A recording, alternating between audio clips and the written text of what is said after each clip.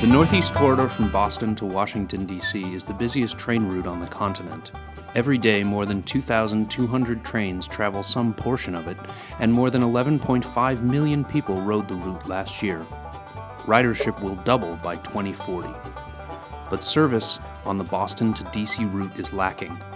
Amtrak calls its Acela train high speed, but a century ago, trains on the same route made it from South Station to the nation's capital in far less time. That's because the Acela train travels only short distances at its top speed of over 100 miles an hour. It averages a plodding 70 miles per hour for the whole journey. But there are few alternatives. The highways are crowded and airports are congested. Meanwhile, other countries are steaming far ahead of us when it comes to high-speed rail. In China, Spain, Japan, and France, the trains run much faster.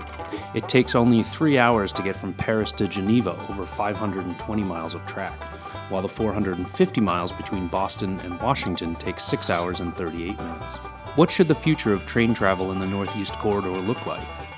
Amtrak's goals include trains that can reach 220 miles an hour, two-way dedicated lines, and alternative track alignments with fewer stops.